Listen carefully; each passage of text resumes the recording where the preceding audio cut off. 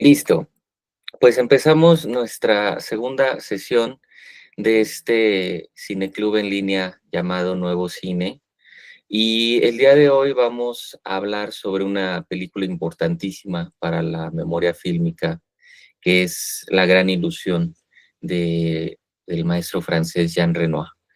Y primero, antes de empezar la charla, pues igual dar algunas especificaciones, no solo respecto a la ficha técnica de la obra, sino también en cuanto a esta gran relevancia que tuvo en su momento la película y que, pues, por supuesto, sigue teniendo. Es una película filmada en 1937, estrenada ese mismo año en Francia, y también desde entonces prohibida en Alemania por Goebbels y también en Italia por Mussolini. De hecho, Goebbels la declara como el enemigo cinematográfico número uno, derivado de los temas que se ven en esta obra. No obstante, también la película es ampliamente reconocida desde la época. La película gana el premio al Festival de Cine de Venecia por el mejor reparto artístico, en el 37 también. Es nominada para la Copa del Jurado Internacional ahí mismo, y también gana la mejor película extranjera en el Festival de Crítica de Nueva York, igual ese mismo año. En los Óscares, pues es la primera película de lengua extranjera nominada para el premio a Mejor Película.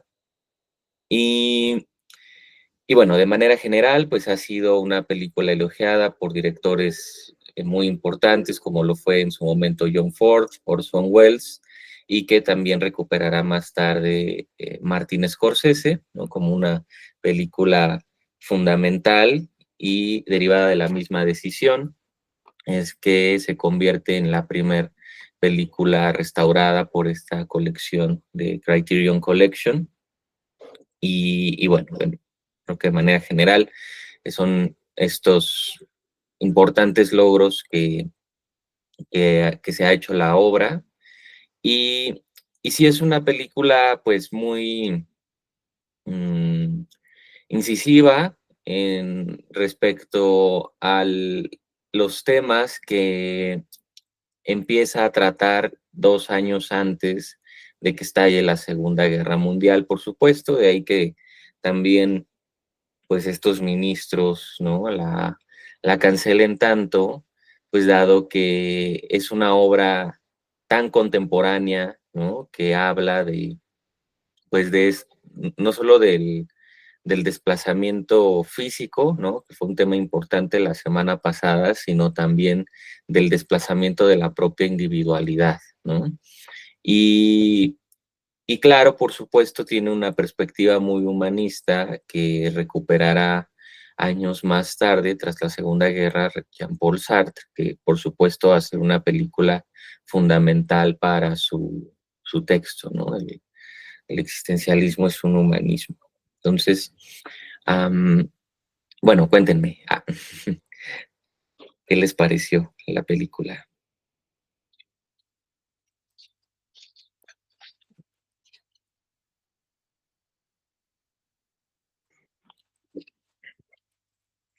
Joana, ¿cómo estás?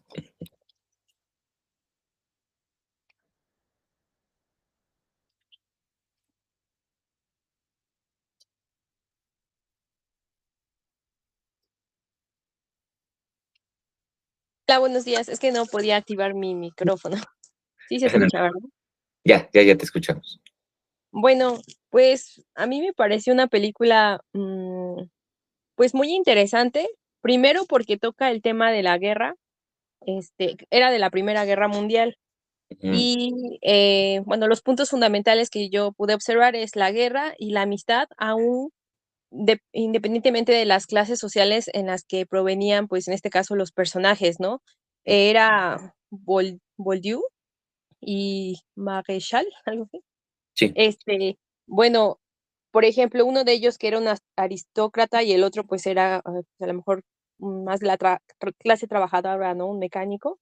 Y cómo ellos precisamente ante la guerra, independientemente también de sus clases, se unen por un único fin, y ese fin era los deseos de la libertad, ¿no? Tanto para uno como para otro.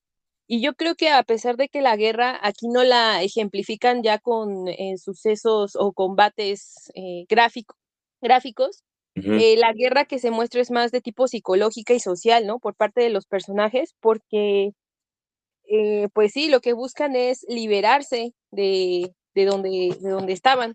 Y bueno, a mí una de las partes más emotivas fue también cuando el comandante Ratzfeinstein muere por otro comandante alemán. Y a pesar de que los dos se consideraban como camaradas, por así decirlo, porque eran ambos comandantes, el comandante alemán pues tiene que hacer lo que es el deber ser, ¿no? Como desde su postura o desde su jerarquía. Entonces, yo creo que aquí, bueno, la película nos demuestra cómo los vínculos humanos pueden ser incluso más poderosos, o bueno, más bien se ven eh, de cierta forma limitados por cuestiones a lo mejor que ni ellos mismos tienen responsabilidad, en este caso es la guerra, ¿no? O sea, la guerra se da por cuestiones, no sé, políticas, económicas, y socialmente la gente tiene que involucrarse en cada una de esas posturas y tener que realizar lo que deben de hacer, aunque no sea lo correcto. Y bueno, sí, sí me gustó bastante la película, sobre sí, todo por esos vínculos, ¿no? De amistad. ujú. Ujú. Sí, que son muy hermosos, ¿no? La manera en que los rescata Renoir y también cómo plantea, pues, una situación política y ética respecto a las clases sociales, y lo que hace eh, es un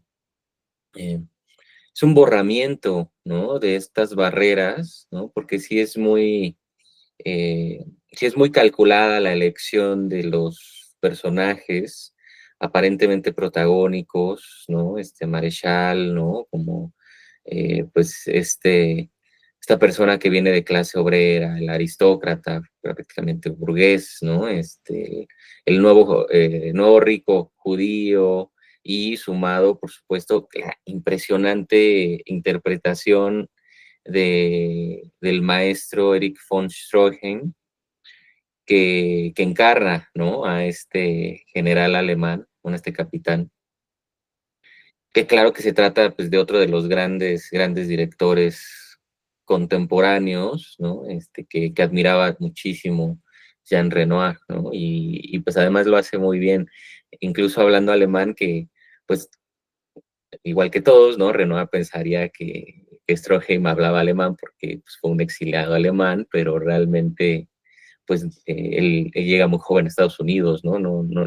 O sea, digo, sí lo hablaba, pero adopta muy rápido el inglés y ya no hablaba tan alemán como Renoir esperaba, y ahí e incluso contrata, ¿no? Como un coach, este, para ayudarle, ¿no? Con los diálogos, solo como curiosidad, ¿no? Pero sí me parece muy interesante la relación política que se plantea entre los diferentes individuos que aparecen, en donde lo que hace también Renoir de manera muy hábil es borrar el rol protagónico, ¿no?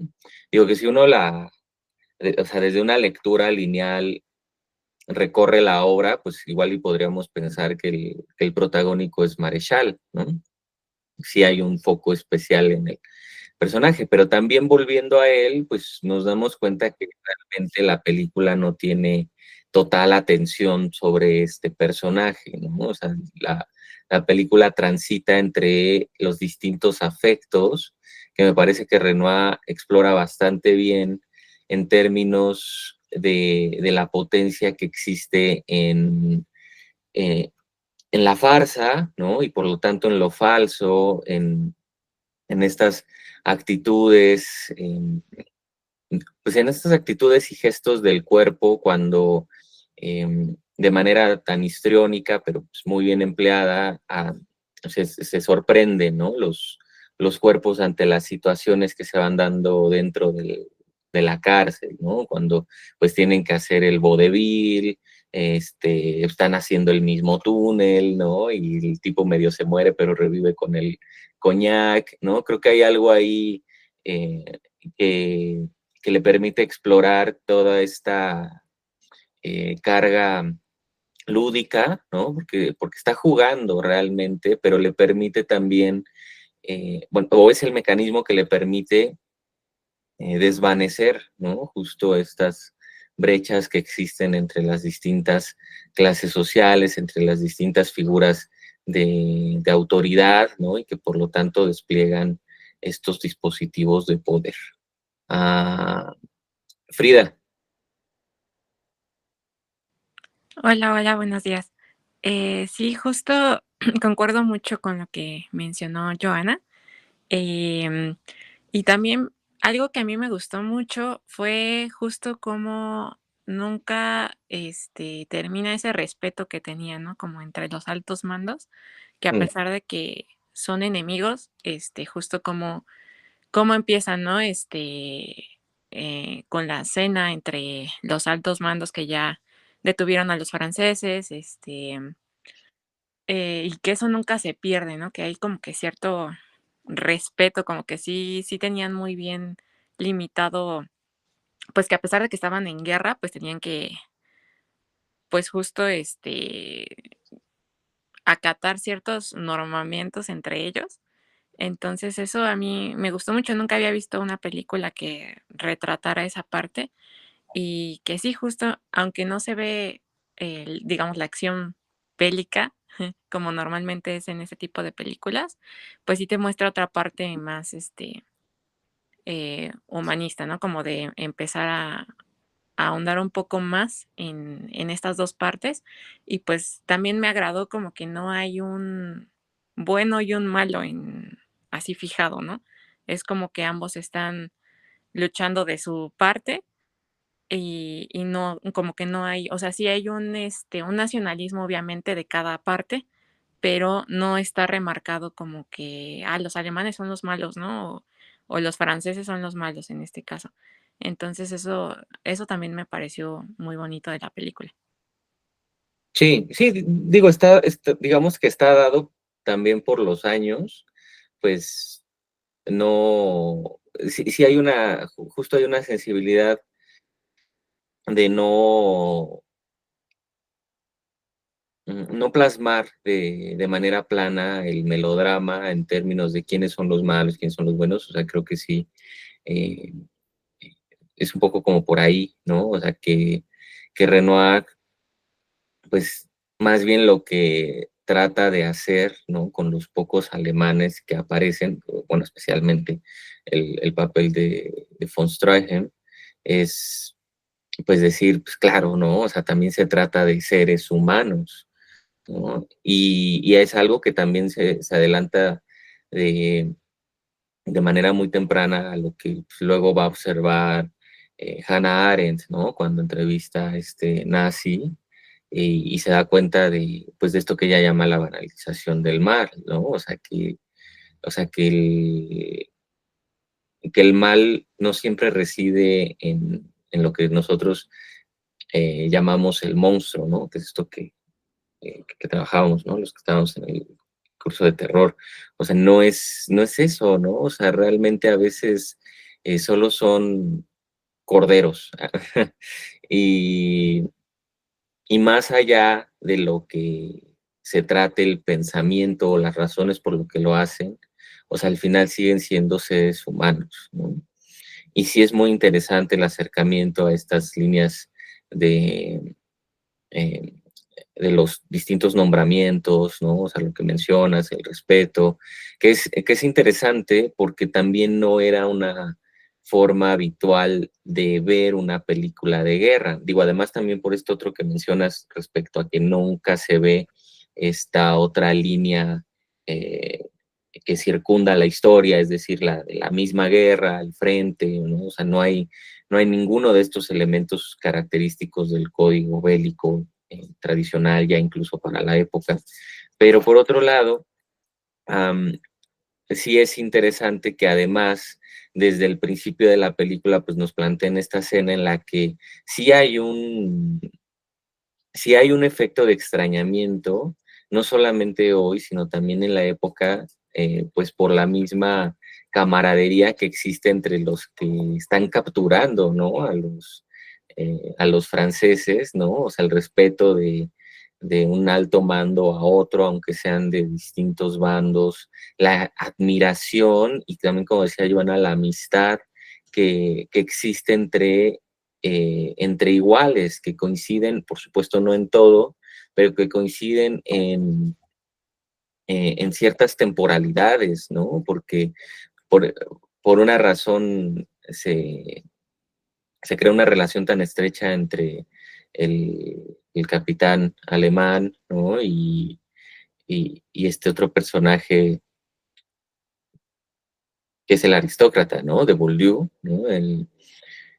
Y la muerte del amigo, ¿no? Que es aún con el tono de sátira, ¿no? Y de lo absurdo que maneja Renoir, ¿no? O sea, que no se trata la película de un melodrama, que no se trata tampoco de una tragedia en el sentido estricto, aún con esa misma línea, pues la muerte de Bourdieu es poderosa, ¿no? O sea, es muy arrebatadora, ¿no? O sea, cuando vemos a von Stroheim, pues cerrarle los ojos a su amigo, su único amigo, ¿no? Realmente que pues, estaba de este otro bando y no está dispuesto como que de esta manera clásica, ¿no? O sea, pues sí, ¿no? Era el bueno de los alemanes, ¿no? O sea, lo entendemos desde una consideración, podríamos decir, fenomenológica, porque lo estamos sintiendo, ¿no? No solo lo estamos viendo, lo estamos sintiendo en la imagen. Entonces, eso también es muy interesante. Por otro lado, también respecto al tono, ¿no? Respecto a la manera en la que maneja la historia Renoir y por supuesto el discurso fílmico, es decir, la imagen, el sonido, el montaje. Estamos hablando de una película que también se circunscribe en un movimiento que se ha conocido como el realismo poético francés, también como realismo negro, que fue una expresión de los años 30 para un número de películas que, pues, de hecho, el, el movimiento se le debe mucho a Jean Renoir y al cine que hace antes y después de La Gran Ilusión, pero en donde también vamos a tener a directores como Jean Vigo, incluso un poco Marcel Carné, algunos otros, y, y es un movimiento, por así decirlo, eh, es una serie de cualidades estéticas en las que se va a recuperar cierta romantización sin caer en la estetización, por supuesto, ¿no? Porque cuando se romantiza de esta manera, pues sí se puede caer eh, en un discurso crítico pues fallido de alguna manera, ¿no? Como lo llegan a hacer muchas obras que pues estetizan discursos en donde al final terminan haciendo una apología no sé, del nazismo, ¿no? Y realmente pues todo lo contrario, ¿no? O sea, no es que esté simplemente diciendo, claro, ¿no? También estos alemanes son buenos pese a la barbarie que hacen, no cae en eso, ¿no? Sino que todo lo contrario, la película, algo que aprovecha muchísimo, son estas atmósferas trágicas, ¿no? No solo los finales, en general, los puntos de vista fatalistas, en donde está operando esta romantización. Entonces, también es esta dialéctica con la que juega Jean Renoir, ¿no? Y en general el realismo poético francés, para no simplemente, pues, hacer una obra preciosista respecto a eh, a estos grupos sociales en los que se enfocaban mucho las historias de este cine de los 30 en Francia, que usualmente eran historias centradas en poblaciones marginales, ¿no? En clases obreras, específicamente en desplazados, ¿no?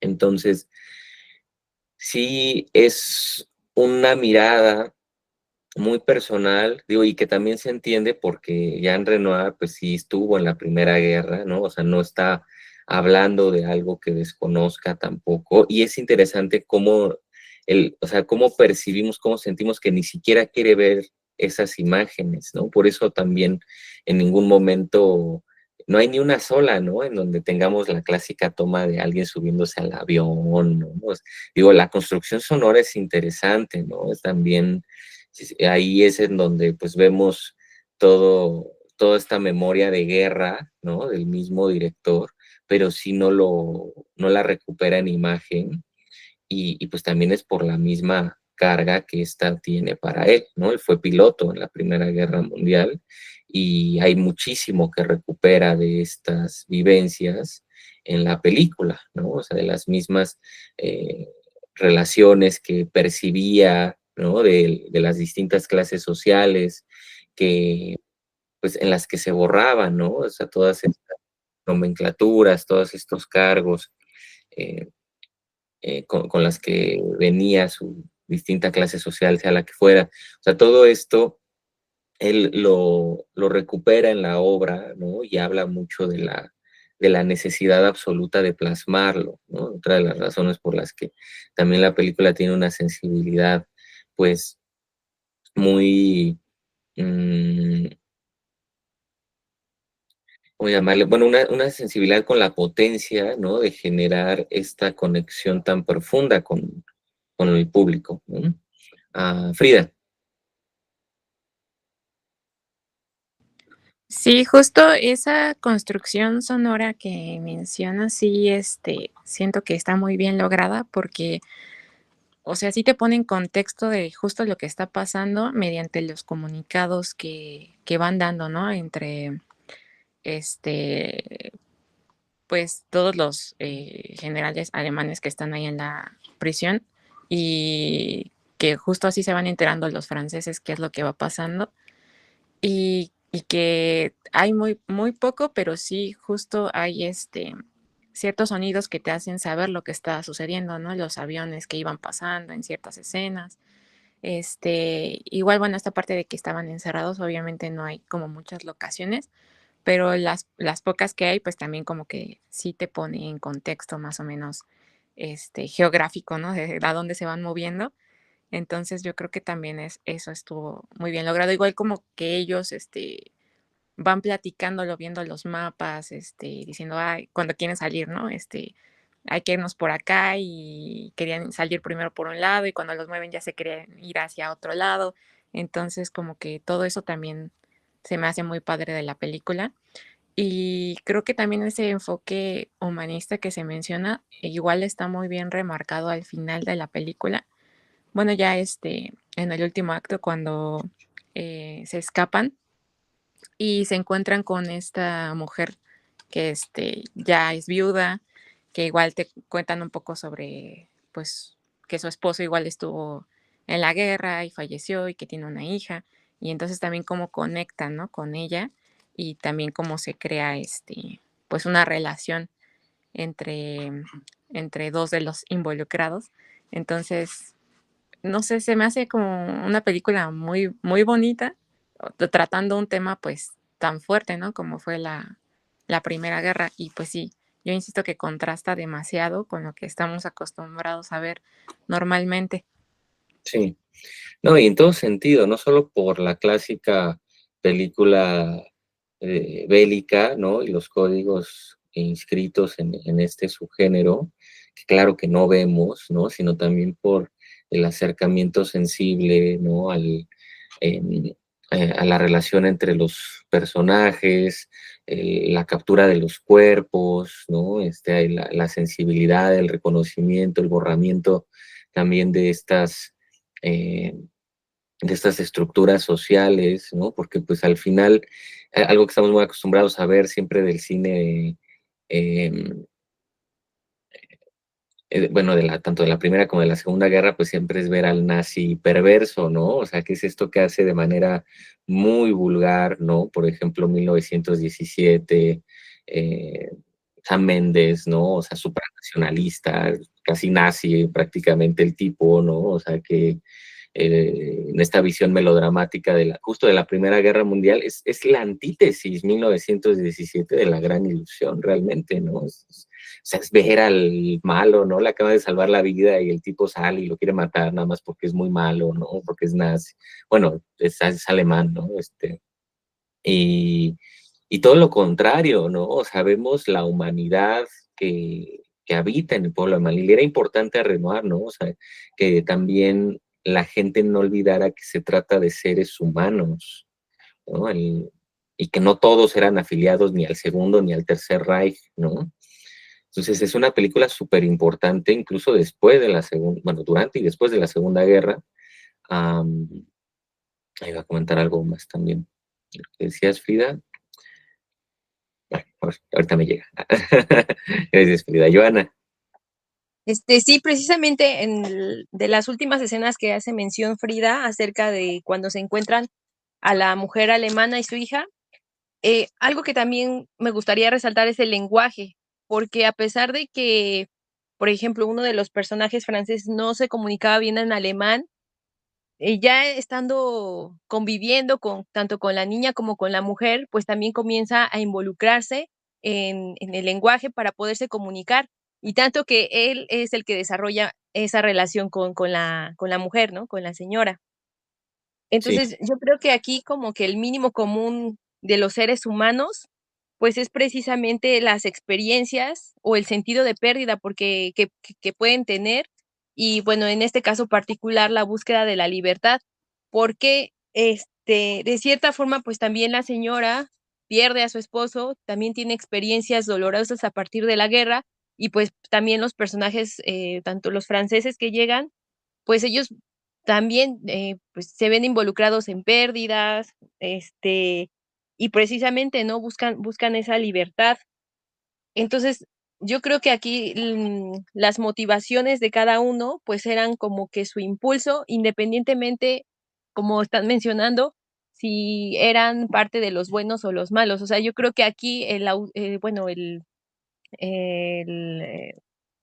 lo que se intenta retratar no es tanto como una postura política, sino más bien que los seres humanos son seres humanos y van a seguir teniendo esa sensibilidad independientemente de las circunstancias, eh, se van a unir precisamente por sus experiencias o por sus motivaciones. Entonces, difícilmente vamos a poder encontrar una persona mala o bueno, simplemente a veces tienen que adherirse a las ideologías, aunque ellos no estén tan de acuerdo con ese tipo de ideologías, ¿no? Que se aplicaban, en este caso en la guerra, que tiendes a ser muy extremo de estás en este bando o no estás, o estás en contra, ¿no? ¿Estás o estás en contra? Y sí, pues sí, a mí me llamó mucho la atención el lenguaje que también tienes. sí, sí, sí, muy importante, porque además, pues es a través del mismo lenguaje en donde se reconoce, ¿no? El estilo, la romantización, el, la- o sea, lo delicado que fue acercarse, ¿no? A una aproximación de esa manera sin caer en la apología, ¿no? Al régimen autoritarista nazi, ¿no? Ni a las acciones cometidas, que por supuesto no va por ahí, ¿no? O sea, por eso es muy importante también la crítica que existe en este empleo de las potencias de lo falso, de lo absurdo, el, de estos efectos de extrañamiento, ¿no? De estas analogías que crea, porque de lo contrario, ¿no? O sea, si la película fuera meramente realista, pues entonces ahí sí caeríamos en una apología, ¿no? Ah, bueno, pues entonces está diciendo que todos los que cometieron una barbarie en la Primera Guerra, todos los alemanes son buenos, ¿no? Y justo no se trataba de eso, o sea, lo, eh, lo que en un sentido bastante humanista y pacifista trata de hacer Renoir, pues eh, es un puente, ¿no? Entre las distintas culturas, entre los distintos pensamientos, ¿no? Para reconocerse a sí mismo como humanos, realmente es lo que hace, ¿no? Porque pues siempre hay discursos que pueden tender a comprenderse de otra manera, ¿no? A malentenderse, como decimos, ¿no? Y pues en ese sentido, pues sí hay que que apuntar, ¿no? Esta delicadeza que poseía Jean Renoir para tratar estos temas. Yerusha, Hola, pues sí, justo a mí me gustó mucho eso, como que a los personajes los humanizaron y porque, bueno, yo siento que es un poco más certero porque no creo que en la guerra fuera como totalmente blanco y negro y que claro, los generales no sintieran como ni siquiera como remordimiento o que pues si no les doliera lo que estuvieran haciendo.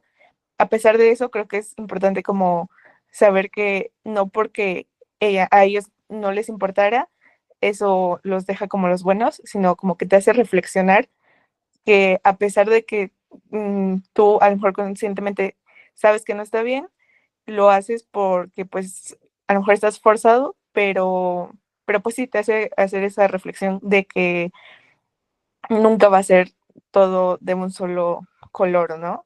sí, Y sí me gusta que lo plantea así, de esa forma. sí, lo hace muy bien, ¿no? O sea, que no haya una estereotipación, ¿no? O sea, que no exista también esta deshumanización, porque algo de lo que se percata Renoir tras la Primera Guerra, no digo, no solamente él, o sea, también es algo que, o sea, que reconoce el mismo pueblo alemán, ¿no? O sea, por ejemplo, Lotte Eisner, Siegfried Kracauer, críticos que, que vuelven al expresionismo alemán para ver de qué manera en general el mundo percibe ahora al, al pueblo alemán, ¿no? O sea, y esta deshumanización con la que han cargado, pues, todo, prácticamente todo el siglo XX, no se diga después de la Segunda Guerra Mundial, en la que tras esta el mundo los deshumaniza, ¿no? Y es muy fuerte porque pues, evidentemente no eran todos los alemanes, ¿no? O sea no,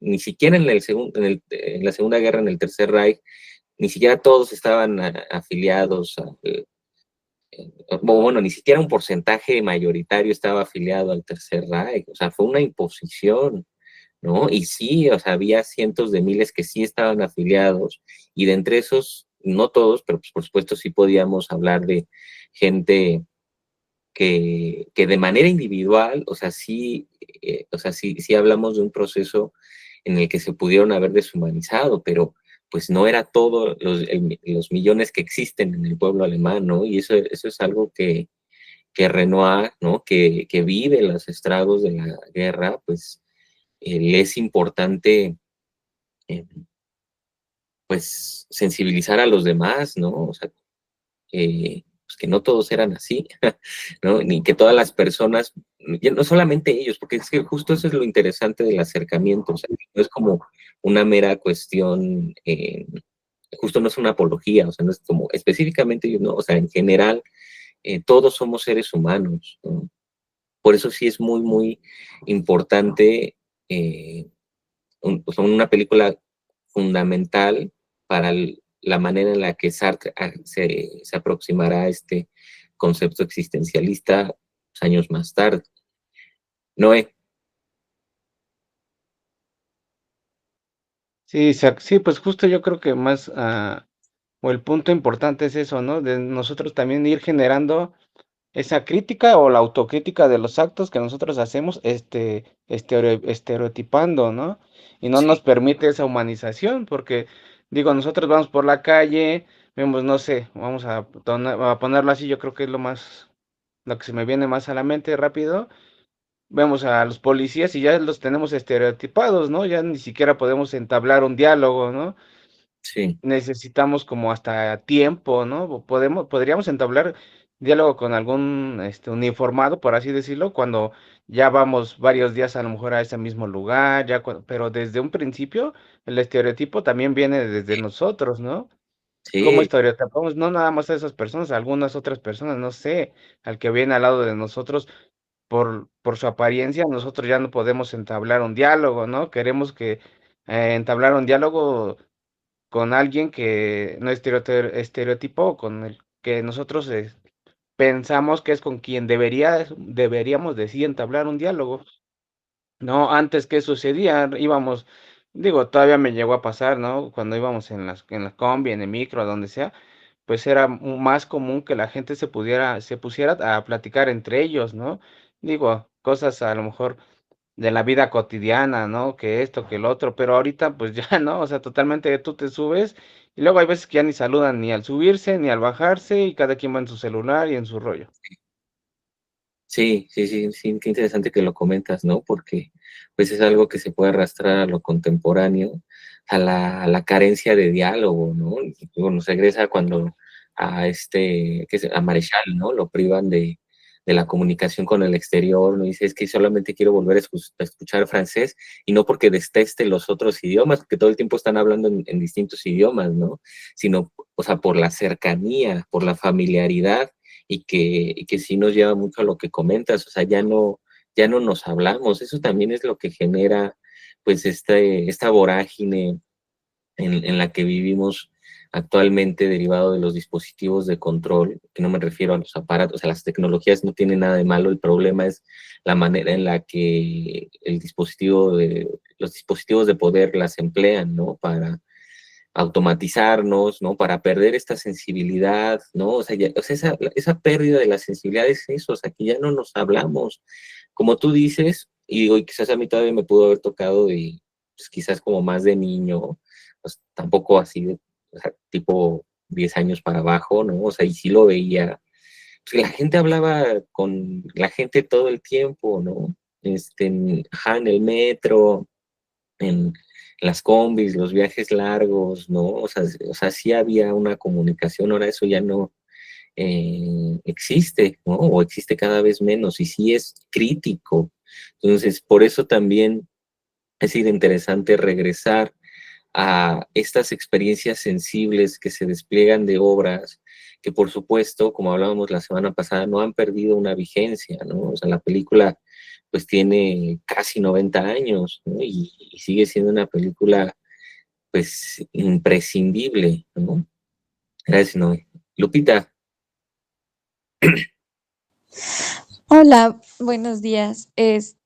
Sí, bueno, ahorita me está llamando mucho la atención lo que mencionan como del sentido humanista que tiene la película, es muy notorio. Pero a mí también me gustaría como retomar a cuenta de esto que se está nombrando. No recuerdo el nombre del personaje, pero era aquel que siempre hacía como muchas bromas, como, bueno, también me pareció, no sé, que la película tenía un tinte como un tanto humorístico, ¿no? Como que siempre terminaban haciendo como alguna especie de broma sobre algo o así.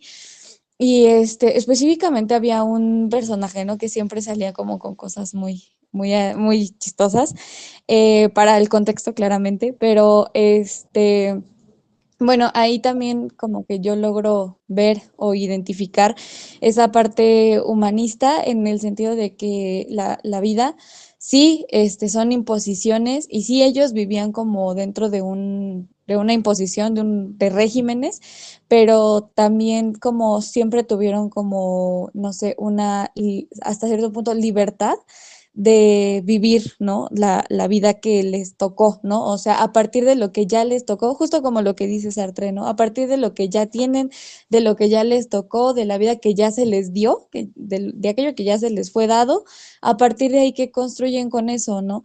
Y justamente me recordó mucho esto cuando mencionaban Frida, Joana, usted, esto de que no todos eran así o no todos hacían como ciertas cosas. Creo que igual siempre se nos pinta como una cara poco humana sobre la vida y sobre la historia.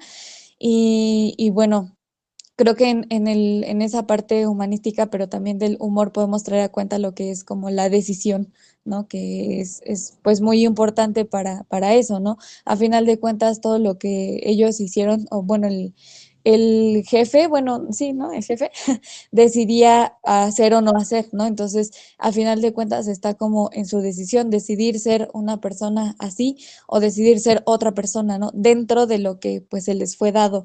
A lo mejor esto suena muy romántico, no quisiera que esa fuera la intención, pero sí, eso es algo que me gustaría como abonar a la conversación.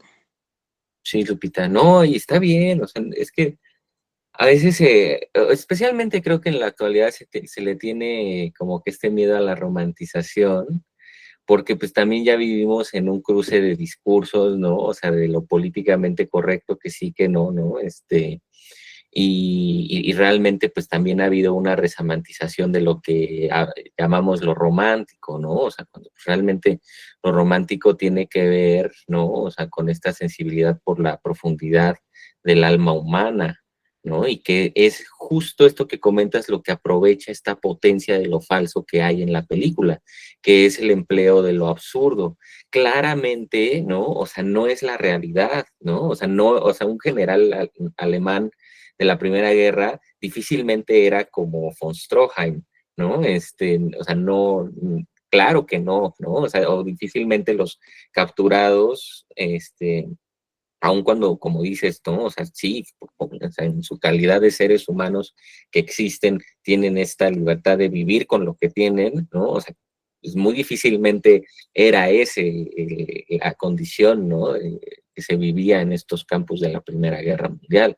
Pero, ¿no? O sea, es la romantización, el acercamiento que hace Renoir, ¿no? Pues vira en el sentido de la libertad, por supuesto, y de este existencialismo, ¿no? O sea, en el que también es posible empatizar, identificarse con otras existencias.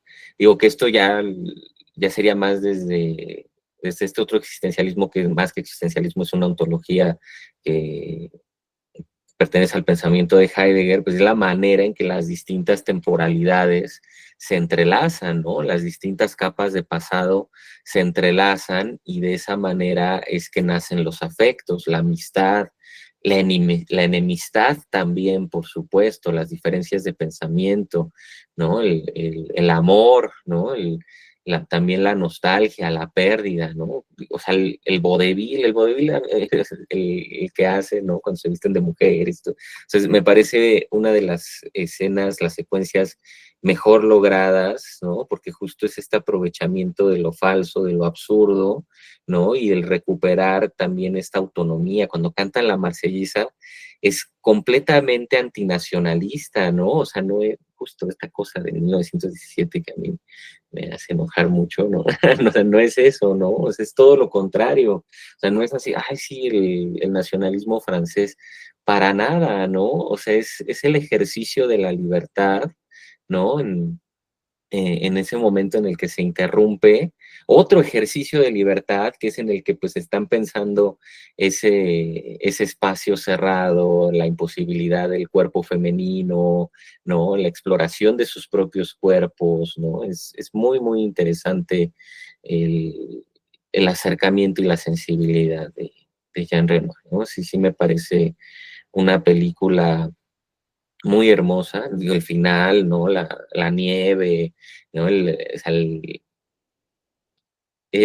la frigidez, ¿no? Del territorio, la manera en la que esa misma frigidez, pues, circunda el cuerpo de esta mujer, ¿no? Y que pese a ello no hay barrera, ¿no? O sea, no hay barrera para identificar un alma con la otra, es decir, una temporalidad con la otra. Sí, sí es muy interesante cómo se adelanta Jean Reno al pensamiento que después va a ser muy presente tras la Segunda Guerra Mundial, ¿no? Entre Sartre y Heidegger. Sí, sí me parece muy interesante porque son filósofos pensadores que al final pues vuelven mucho, ¿no? A estas obras, quizás no tan no de manera tan declarada, pero es claro que los influencian, ¿no? ¿Qué más? ¿Quieren comentar algo más?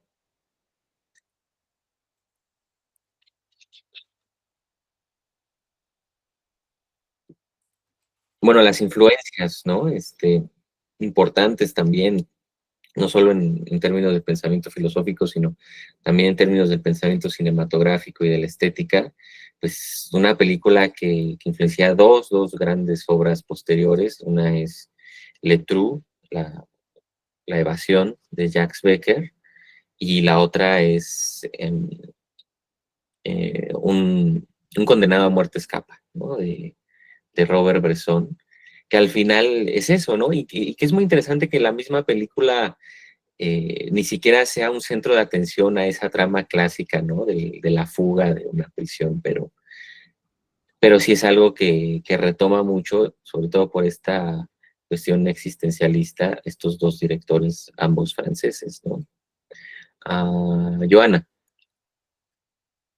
Sí, yo creo que ahorita que menciona parte del final, un poco de la descriptiva del final, me puse a pensar, dije, ¿sí será para mí un final satisfactorio o no? Y yo creo que sí lo es porque a final de cuentas te da un panorama esperanzador para los personajes, porque si no me recuerdo, creo que intentan dispararles, pero como ya habían pasado del lado de la frontera, se salvan. Entonces, obviamente no vamos a saber o no sabremos si puede regresar con la mujer o no, pero al final de cuentas sí es esperanzador para ellos porque ya están del otro lado, es decir, ya están muy cerca de cumplir su objetivo y pues creo que es un buen final. Sí, desde mi punto de vista. sí, muy bonito, ¿no? Y justo también nada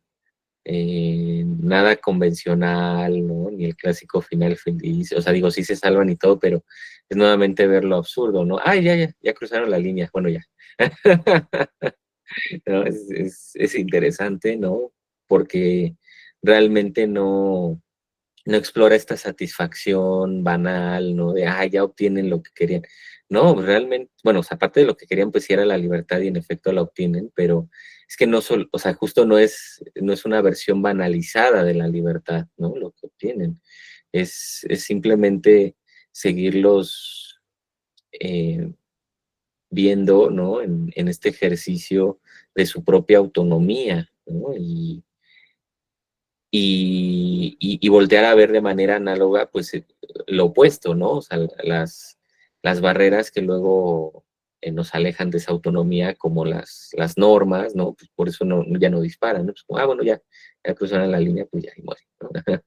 Entonces sí es interesante el acercamiento. Gracias, Ivana. Frida.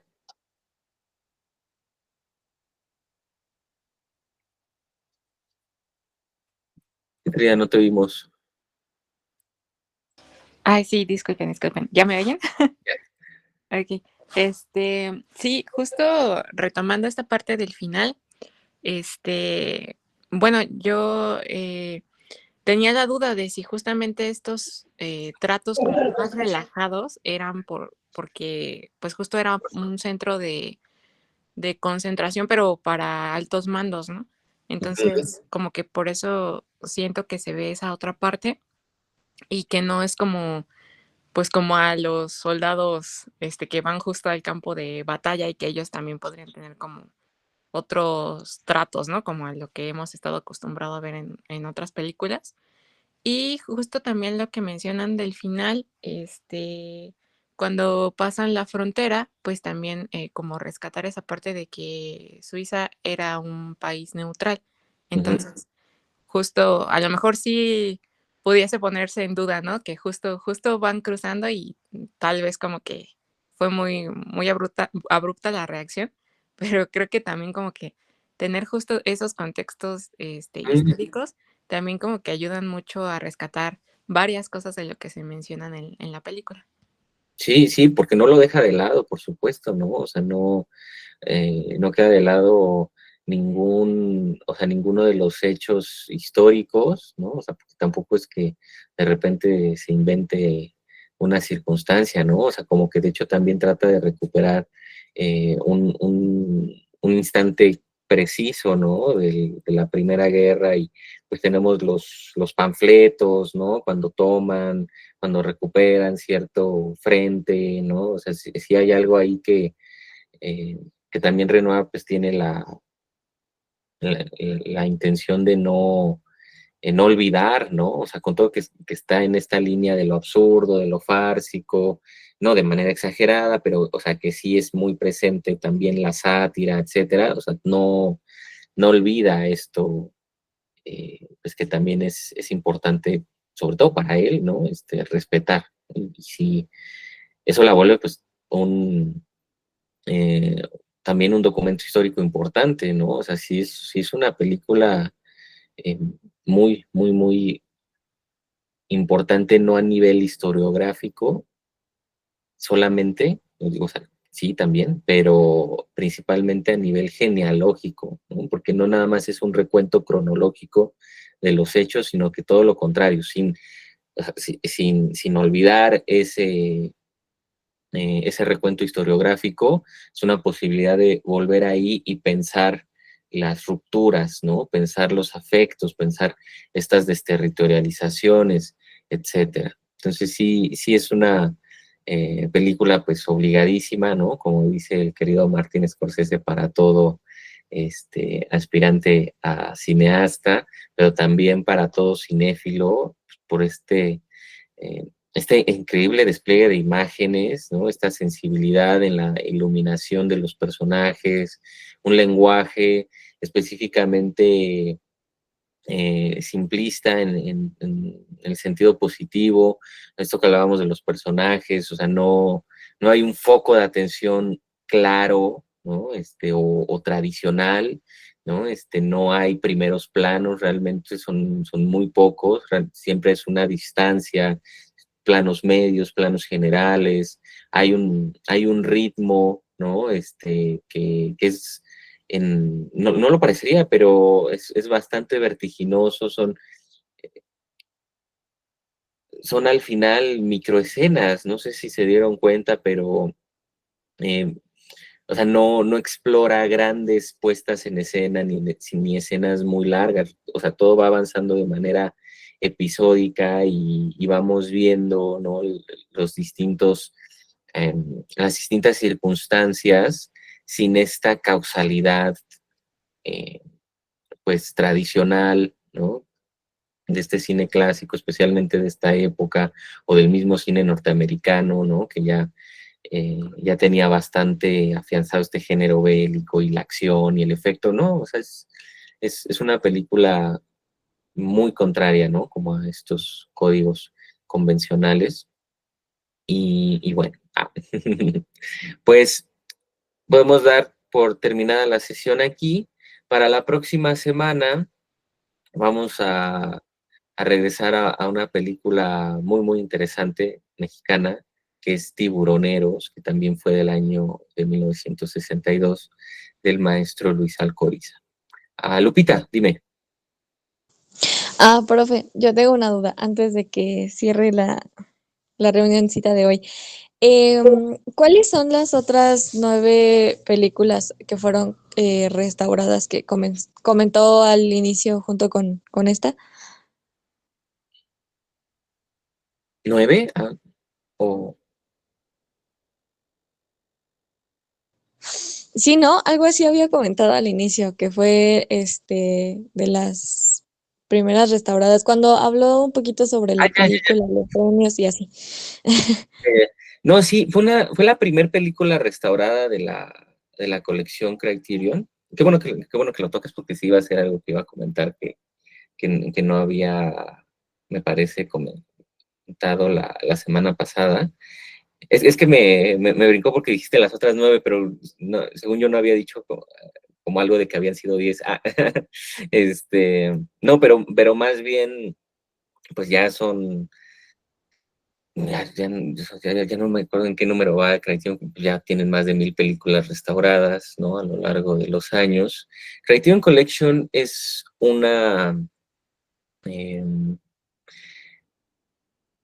es una casa de restauración que se emparenta con esta otra casa de restauración que es The Film Foundation de Scorsese. Digo, son como hermanas, ¿no? Y son, en el caso de Criterion Collection, pues em, es una casa que restaura pues el gran legado fílmico y de hecho mucho lo empieza a hacer gracias a lo que la fundación de Scorsese recibe, ¿no? Y justo la primera película que decide restaurar es La Gran Ilusión, o sea, de la colección justo es la número 1. Entonces, eso, ahorita que lo comentas, es importante porque la manera en la que yo dispuse este primer mes, ¿no? La cartelera y pues la manera en la que me gustaría continuarla es regresando justo a estas películas que digo, claro que hay muchas decisiones en las que por qué una antes que otra, ¿no? La manera en la que las han ido restaurando, pues también justo nace a partir de las mismas circunstancias, ¿no? La posibilidad de acercarse a ciertas obras, recuperarlas, a veces solo encontrarlas, etcétera. Pero sí hay una curaduría, ¿no? Muy importante detrás de esta colección que creo que siempre es muy, muy valioso revisar. Entonces, la manera en la que pensé en estructurar la cartelera es considerar dos obras internacionales que estén inscritas en esta colección. Creo que podríamos irlas revisando de la manera en la que fueron sumándose, o sea, es decir, eh, así en el orden de la colección, ¿no? En relación con otras dos obras que pertenezcan al cine mexicano. En este caso, me gustó la idea de empezar en el año de 1962, porque justo es el año en el que se exhibe esta obra que vimos la semana pasada, que fue en el Balcón Vacío, que pertenece al Grupo Nuevo Cine, que pues es de donde nace el nombre y en general también el propósito del proyecto. Entonces, pues me gustaría mes con mes ir revisando un par de obras mexicanas, ¿no? En diciembre pues ya revisaremos dos obras importantes del 63 y así continuamente. Y creo que también algo interesante será ir construyendo las constelaciones, ¿no? Que se puedan construir entre las obras, ¿no? O sea, que realmente no exista... digo, la curaduría es valiosa siempre, ¿no? Pero que no exista necesariamente un eje, ¿no? A veces como tan preciso en términos temáticos de las obras, porque creo que esas categorías que luego nacen mucho como de las temáticas principales o de los géneros, pues a veces pueden volver como muy, la charla se puede volver muy resumida, ¿no? O sea, porque justo se resume a las categorías que entrelazan las obras que se vayan platicando. Entonces, creo que es más valioso que en la misma charla nosotros vayamos construyendo esas constelaciones que claro que van a existir, ¿no? Entonces, es un poco, ¿no? La manera en la que iré armando estas carteleras. Entonces, por ejemplo, para dentro de 2 semanas, pues viene el número 2 de la colección, que es Los 7 Samuráis de Kurosawa, y de esa manera, pues continuaremos. Digo, o sea, la colección ahorita ya es muy, muy grande, ya van 1000 y cacho, creo que 1600, 1700 títulos, partes de la colección. Los tenemos Cineclub para bastante rato. Y es bonito, ¿no? Porque pues cada mes sacan, o sea, sigue saliendo más y más, eh, más películas. Y bueno, Lupita, ¿qué piensas? No, bueno, muchas gracias. Es que no sabía sobre eso, entonces Sí, sí, quería como así como de saber qué dijo. Entonces ya, muchas gracias, ya me quedó más claro. sí, no, ¿de qué? Pero qué bueno que me lo preguntaste porque sí, sí era algo que tenía en mente, pues también comentar respecto a la decisión de por qué estas películas, ¿no? O sea, por qué este mes vamos a ver específicamente esas dos internacionales y bueno, ¿no? También al mismo tiempo estas dos nacionales. Pues igual es importante estar comentando cine mexicano, ¿no? Entonces, pues, pues esa es la razón, chicos. Y bueno, si no hay algún otro comentario, pues vamos a cerrar aquí. Nuevamente, pues muchas gracias a todos por conectarse y nos vemos la próxima semana.